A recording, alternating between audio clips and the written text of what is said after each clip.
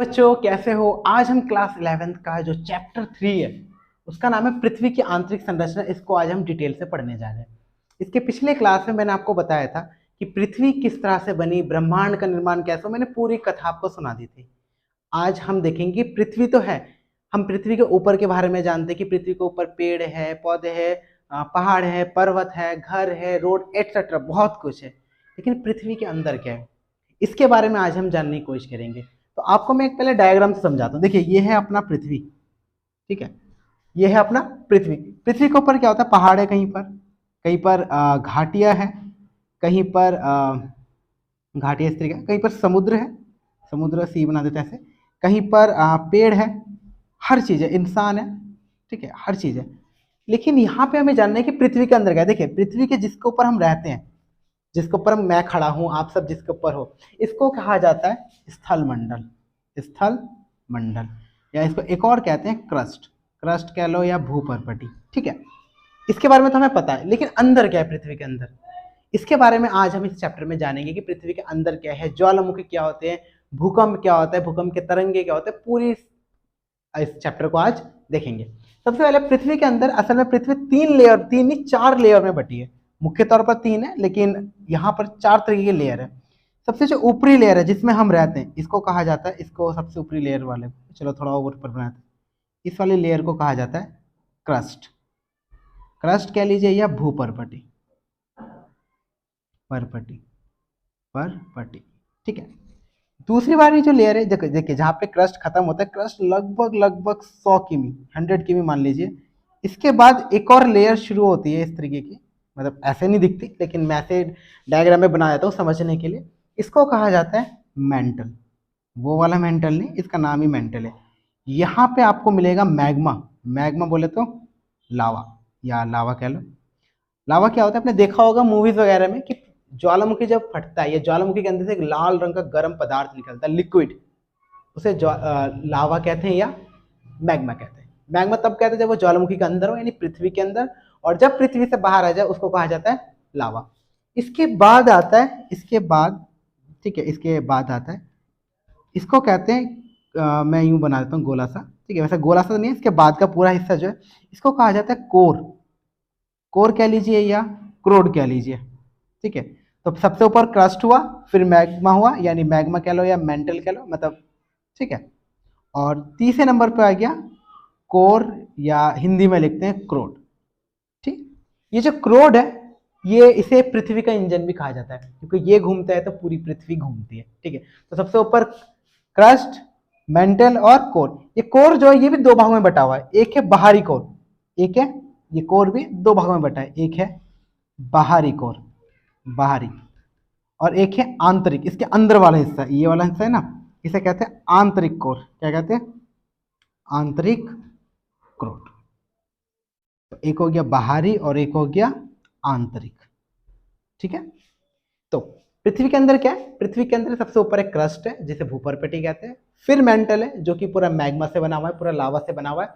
उसके बाद आता है क्रोड या कोर कह लो। कोर भी 2 भागों में बटा हुआ है, एक है बाहरी कोर जो बिल्कुल लिक्विड ही है, और एक है आंतरिक कोर। आंतरिक कोर जो है ये है ठोस, ये मैं आपको आगे बताऊंगा क्योंकि ठोस वगैरह क्यों है, ठीक है। तो ये तो है पूरी पृथ्वी की आंतरिक भाग,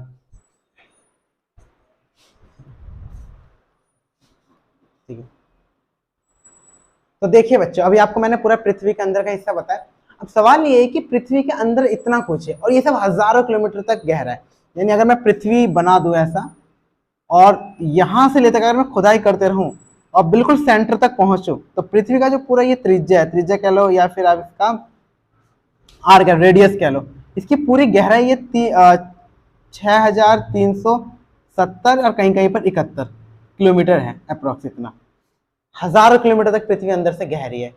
लेकिन इंटरेस्टिंग चीज पता है क्या है, पृथ्वी में आज तक इंसान केवल आज तक पृथ्वी में केवल और केवल 3 से 4 किलोमीटर तक अंदर गया, यानी इंसान खुद गया है, ये इंसान है ना जो, ये खुद गया है पृथ्वी के अंदर। और इंसान के द्वारा जो मशीन बनाई गई है, मशीन, वो केवल 11 से 12 किलोमीटर अंदर गई है, यानी इंसान खुद 3 से 4 किलोमीटर तक अंदर गया और इंसान के द्वारा जो बनाई गई मशीन है वो 11 से 12 किलोमीटर तक केवल अंदर गई है।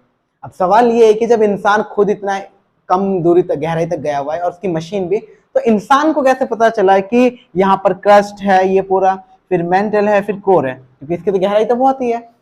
तो इसके पीछे भी एक लॉजिक है एक, ठीक है। इसके पीछे क्या है कि सबसे पहला जो है हमारे पास, देखिए साइंस क्या होता है, साइंस में क्या होता है कि जो आपको पता है वो तो बहुत अच्छी बात है, लेकिन जो नहीं पता वहां पे हम अनुमान लगाते हैं। तो इंसान के पास भी वैसे दो तरह है कि पता लगाने की पृथ्वी के अंदर क्या है। पहला है प्रत्यक्ष स्रोत या डायरेक्ट सोर्स कह सकते हो, प्रत्यक्ष स्रोत पहला, और दूसरा है अप्रत्यक्ष स्रोत। अप्रत्यक्ष स्रोत, दोनों में क्या अंतर है बताते हैं। देखिए पहली बात कर लेते हैं प्रत्यक्ष स्रोत की, यानी डायरेक्ट सोर्स जिसको कहते हैं। इंसान ने अब तक, मैंने अभी आपको बताया कि एक चांदी का खान है आई थिंक अफ्रीका में, वहां पर इंसान ने 3 से 4 किलोमीटर तक गहराई करा है, और गहराई करके, ठीक है, और थोड़ा बहुत इंसानों को हल्का फुल्का, मतलब बहुत ज्यादा तो नहीं लेकिन हल्का सा पृथ्वी के अंदरूनी भाग के बारे में जानकारी मिली। और दूसरा होता है एक मानवीय, इंसानों के द्वारा एक मानवीय परियोजना लागू की थी, मानवीय, चांदी तांबा दोनों की ये खाई मतलब पेटी थी, एक थी चांदी की और एक तांबा, ठीक है, एक थी मानवीय परियोजना। अब ये क्या है परियोजना, रशिया में एक बार रशिया ने क्या करा, एक रशिया में एक आर्कटिक में एक जगह का नाम है कोला, एक जगह का नाम है, वहां पर रशिया ने ड्रिलिंग करना शुरू करा, यानी खुदाई करना शुरू करा, ठीक है। लगभग 20 साल के आसपास का समय लगा, और केवल मात्र रशिया ने केवल 11 से 12 किलोमीटर इतनी ही खुदाई कर पाए। ये दो ही केवल प्रत्यक्ष स्रोत में आते हैं, दो आते हैं, एक और है, ठीक है। तो पहला क्या हो गया, ये जो 3 से 4 किलोमीटर तक जो चांदी और तांबे की खदान थी वहां तक गए। और दूसरा क्या हुआ मानवीय परियोजना में। इनके अलावा एक और चीज है जो सबसे ज्यादा ये मान लीजिए इंफॉर्मेटिव है, यानी सबसे ज्यादा जो जानकारी देती है, वो है ज्वालामुखी का।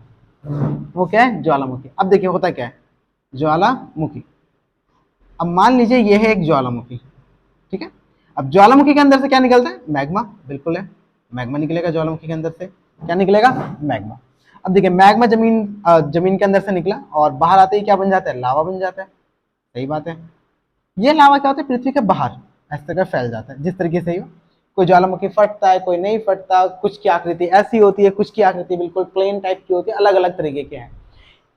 साइंटिस्ट क्या करते हैं, जो लोग इसकी स्टडी करते हैं, वो क्या करते हैं ज्वालामुखी का जो लावा होता है उसको अपने साथ ले जाते हैं लैब में, और वहां जाके इसको एक्सपेरिमेंट करते हैं। एक्सपेरिमेंट करके पता लगाते कि ये जो लावा है कहाँ से आया, वहां की स्थिति कैसी, और वहां पे प्रेशर कितना था पृथ्वी का, एक्सेट्रा तापमान कितना था, सब कुछ पता लगाते हैं, ठीक है। क्योंकि ये आया तो पृथ्वी के अंदर से ही है, 2-3 हजार किलोमीटर जहां से भी आया होगा, और इसको लाने के बाद ये अंदाजा लगाया जाता है कि अच्छा यहाँ का अगर ये बहुत ज्यादा गर्म है तो हो सकता है यहाँ का टेम्परेचर इतना होगा, यहाँ पे प्रेशर इतना होगा, हर चीज का वहां पे मापन किया जाता है। तो ये 3 तरीके हैं। पहला है यही वो तांबे की जो और ये चांदी की जो पेटी थी खदान थी। दूसरा मानवीय परियोजना कोला में रशिया के द्वारा किया गया था 11 से 12 किलोमीटर खुदाई करके। और तीसरा आता है ज्वालामुखी का लावा। ये 2-3 तरीके हैं जिसको हम प्रत्यक्ष स्रोत में गिनते हैं, ठीक है। और इससे हल्का फुल्का पृथ्वी को जानने में हमें सहायता मिली है। इसके अलावा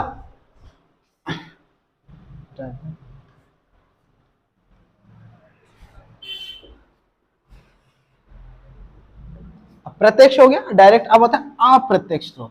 अप्रत्यक्ष स्रोत, इसमें हम किसको मापते हैं, पहला मापते हैं भूकंप, भूकंप या भूकंप कह लो या इसके तरंग कह लो, ज्यादा बेटर है तो इसके तरंग, ठीक है। दूसरा हम मापते हैं इसके भूकंप हो गया, और दूसरा हो गया घनत्व, तीसरा हो गया दबाव, चौथा गुरुत्वाकर्षण, गुरुत्वाकर्षण, और 5वें में एक ले लेते हैं हम उल्का पिंड को, उल्का पिंड, ठीक है। ये 4-5 है जिसको हम अप्रत्यक्ष स्रोत में गिनते हैं। पहला आते हैं भूकंप की तरंग। देखिए तरंग क्या होता है, जब भी कोई भी साउंड हो या फिर कोई भी वाइब्रेशन हो, देखो पृथ्वी, भूकंप क्या होता है, पृथ्वी जब कांपती है उसे भूकंप कहते हैं। जब पृथ्वी कांपती है तो उसके अंदर से एक वाइब्रेशन निकलती है, एक तरंग निकलती है, अपने 10th में पढ़ा होगा, ठीक है। वो हार्ट बीट की तरह तरंग होती है, अलग अलग तरीके की होती है, तरंग निकलती है पृथ्वी के अंदर से। अब इन तरंगों की खासियत क्या है कि ये जो तरंग होते हैं इनकी खासियत क्या है कि अलग अलग माध्यम में अलग अलग तरीके से रिएक्ट करते हैं। जैसे कि कोई तरंग है, मान लीजिए कोई ऐसे वेव ऐसे जा रही है, ठीक है, गई। अब मान लीजिए यहाँ पे कोई सॉलिड आ गया, सॉलिड मतलब कोई ठोस आ गया, ठीक है, कोई ठोस आ गया, ठोस आने के बाद इसका रिएक्शन अलग हो जाएगी, अलग तरीके से मतलब बदल जाएगी तुरंत, जैसे एक अलग माध्यम में प्रवेश करती है, इन अलग माध्यम में जाते तुरंत ये तरंग बदल जाएगी। उसके बाद क्या होगा, मान लो सॉलिड से चल रही है और बीच में फिर से एक मान लो कोई तरल आ गया, तरल यानी कोई लिक्विड आ गया, तरल आ गया, फिर ये चेंज हो जाएगी, फिर इसका रिएक्शन अलग हो जाएगा, क्योंकि सॉलिड अलग है, उसके जो परमाणु होते हैं पास पास होते हैं, उस टाइम पे जो तरंग होगी उसकी रिएक्शन अलग होगा। अब जब परमाणु दूर दूर होंगे वहां पे तरंग थोड़ा रिएक्शन होगा। और तीसरा होता है हवा या गैस कह लो, जब गैस में होगी उसके तो परमाणु और भी दूर दूर होते हैं। तो तीनों में, तीन जो माध्यम है, ठोस, द्रव और गैस, तीनों में तरंग की जो रिएक्शन यानी तरंग का जो एक बिहेवियर, एक नेचर, वो बदल जाएगा थोड़ा सा, बहुत ज्यादा तो नहीं लेकिन हल्का सा बदल जाएगा, और हल्का सा बैंड हो जाता है, मतलब मुड़ जाता है असल में हल्का सा। ठीक है, तो जब पृथ्वी पे ज्वालामुखी मतलब जब भूकंप वगैरह आता है तो वो क्या होता है कि अलग अलग जब भी तरंगे पृथ्वी की सतह तक आती है, तो अभी मैं आपको पढ़ाऊंगा, पी तरंग होती है, एस तरंग होती है, तो उनका रिएक्शन बदल जाता है। ठीक है, तो इससे जो होता है ये साइंटिस्ट होते हैं अनुमान लगाते हैं कि अच्छा यहाँ से तरंग ऐसा है तो हो सकता है यहाँ पे सॉलिड है, यहाँ से तरंग ऐसा है तो हो सकता है ये द्रव है, यहाँ से तरंग ऐसा है तो ये हो सकता है गैस है। तो ये है अनुमान पहला। दूसरा होता है घनत्व।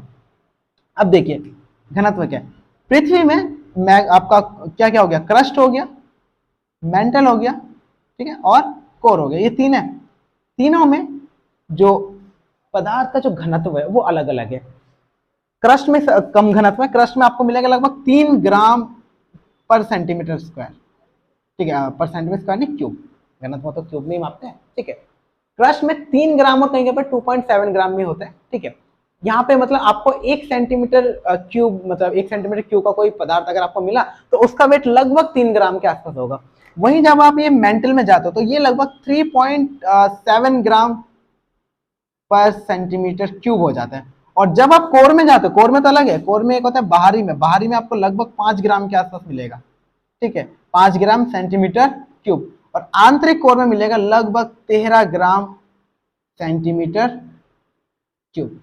ठीक है, अब मान लीजिए कोई वस्तु है जो क्रस्ट से मिला है, 1 सेंटीमीटर का है मान लीजिए, उसका घनत्व अलग होगा, मेंटल का अलग होगा, क्रोड का अलग होगा। तो इससे एक बनावट के बारे में जानकारी होती है, अच्छा यहाँ पर इस वस्तु इतना भारी है, यहाँ पर इतना, यहाँ पर इतना, इस तरीके की चीजें। क्लियर है।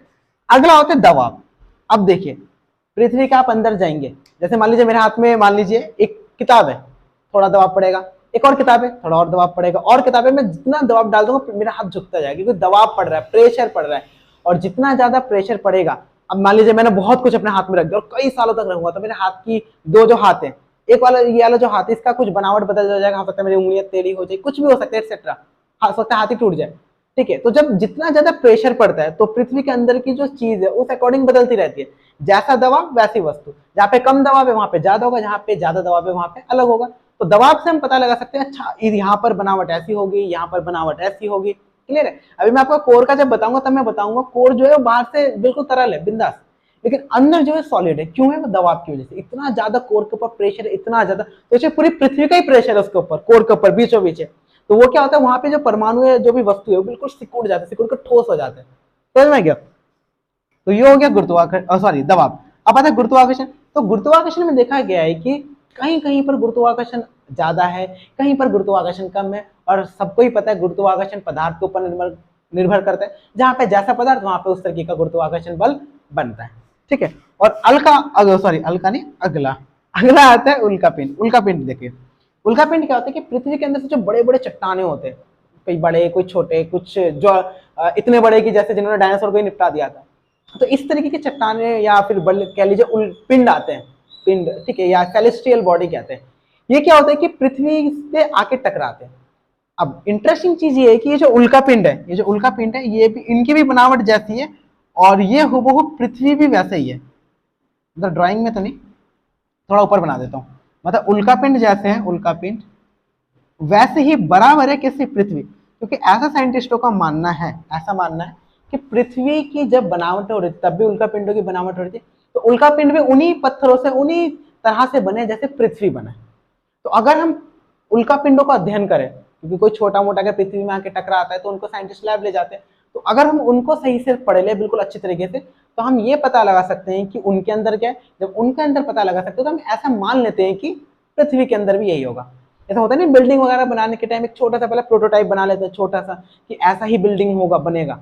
वैसे ही तो ये जो उल्का पिंड है इसे एक छोटा सा एक मॉडल मान लीजिए और पृथ्वी अपना रियल बिल्डिंग है ऐसा मान लीजिए, ठीक है। तो उल्का पिंड जो आता है, क्लियर है, तो उसको अच्छे से अध्ययन करने का हम थोड़ा बहुत अनुमान लगाते हैं पृथ्वी भी हमेशा ऐसा होगा। और मैंने अभी बताया था कि साइंस क्या है, साइंस जहां पे साइंस प्रैक्टिकली नहीं कर पाता वहां पे साइंस क्या करते हैं, अनुमान लगा के थ्योरी देता है। तो ये कुछ पॉइंट है, भूकंप, घनत्व, दबाव, गुरुत्वाकर्षण और उल्कापिंड, ये है अप्रत्यक्ष स्रोत। एग्जाम में हमेशा आता है कि प्रत्यक्ष स्रोत और अप्रत्यक्ष स्रोत में अंतर बताइए, ठीक है। जब आप आगे जाके पढ़ेंगे तो और डिटेल में पढ़ेंगे इसके बारे में, ठीक है। और ये रियल है सारा, ठीक है।